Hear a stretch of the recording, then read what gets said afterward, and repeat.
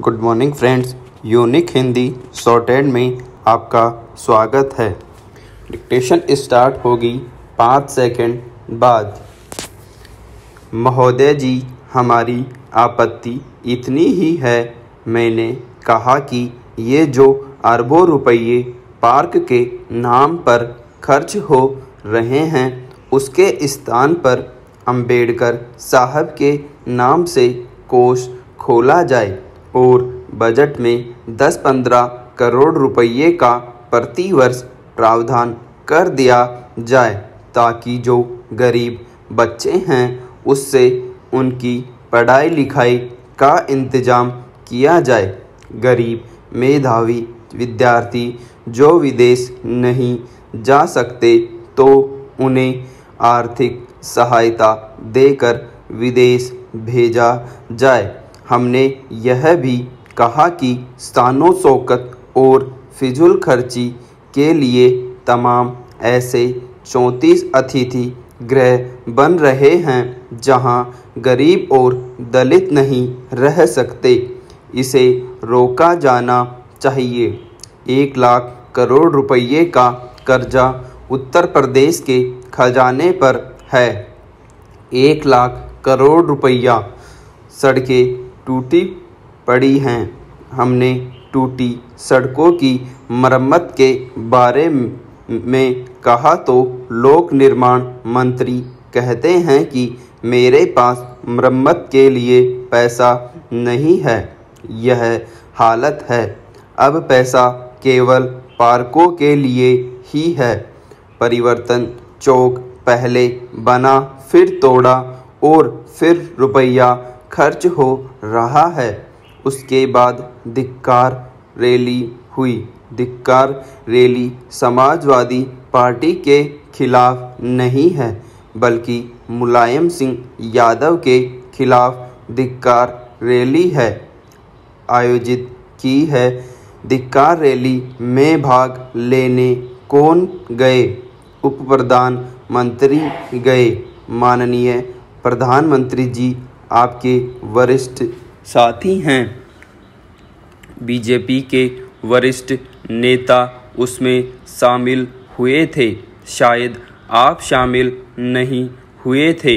उसमें लिखा है, डॉक्टर भीमराव अंबेडकर अंग्रेजों के दलाल थे। गांधी जी को गाली देने के लिए, उच्च जाति को गाली देने के लिए अंग्रेजों से प्रति माह लाखों रुपये लेते थे। वह आज़ादी के खिलाफ थे।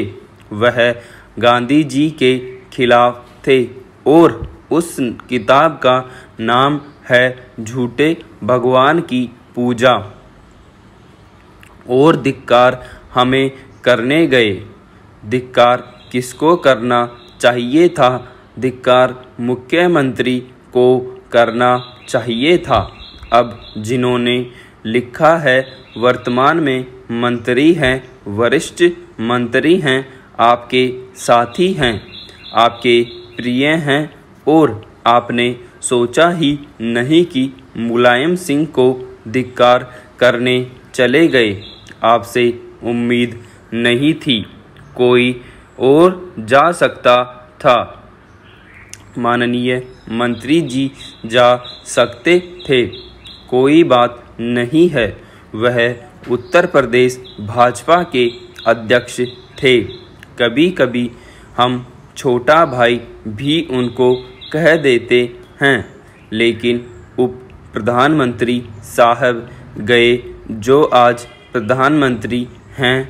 आज पूरी नौकरशाही जिनके हाथों में है, भाजपा का संगठन उनके हाथों में है। सब कुछ आप ही हैं और आप ही हमें गाली देने के लिए चले गए। गाली दी गई, इसके कागजात उपलब्ध हैं। कभी मिलेंगे तो प्रधानमंत्री जी से कहेंगे कि गाली आप भी मेरे बारे में ऐसी सुनते रहे। विदेश में भी चला गया।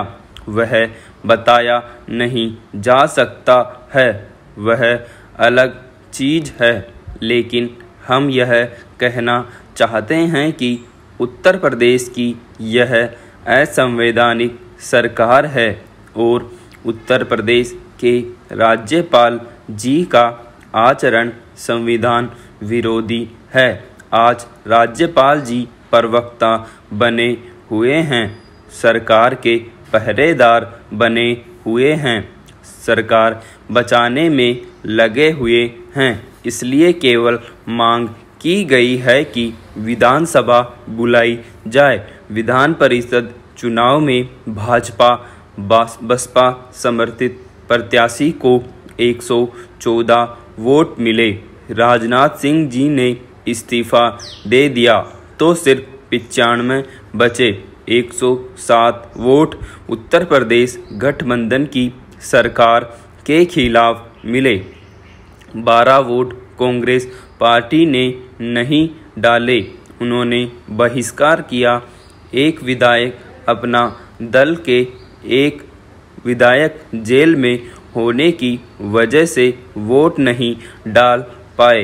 14 वोट यदि शामिल किए जाएं तो कुल 107 वोट हुए और हम पूछना चाहते हैं कि किस आधार पर इसे बहुमत कहेंगे।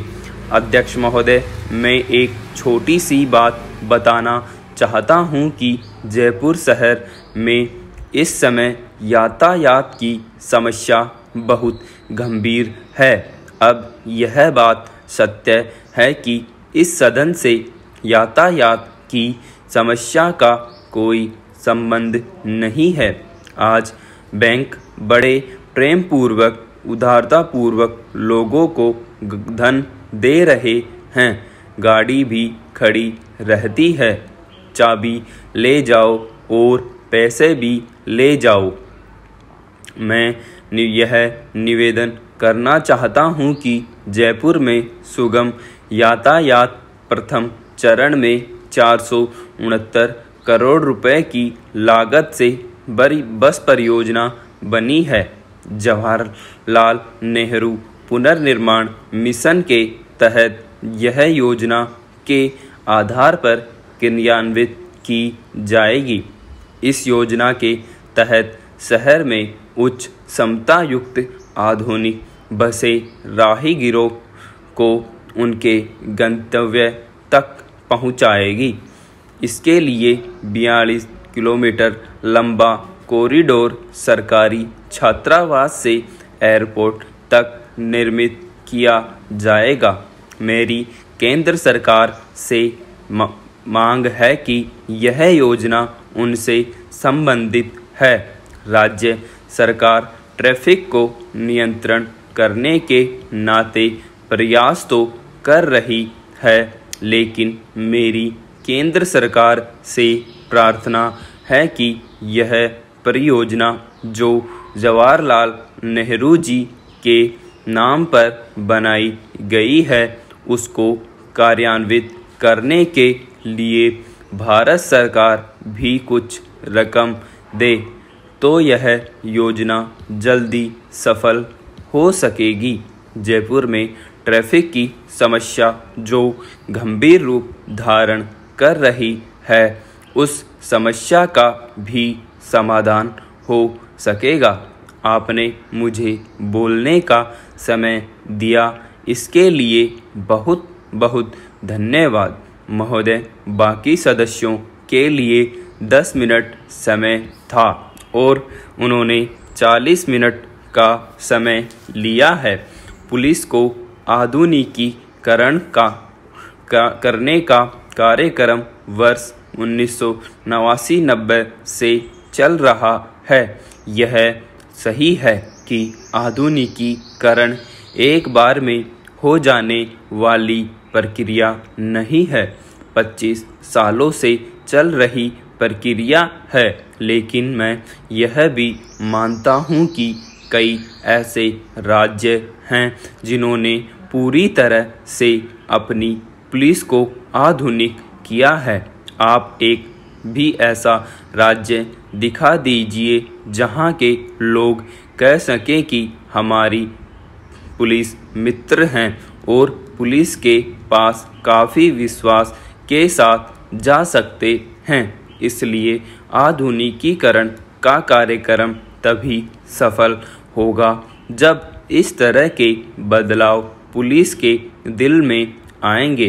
पुलिस में कांस्टेबल की भर्ती प्रशिक्षण की तरफ ध्यान देने की आवश्यकता है और इसके साथ पुलिस की वर्तमान दिशा की तरफ ध्यान देने की भी आवश्यकता है।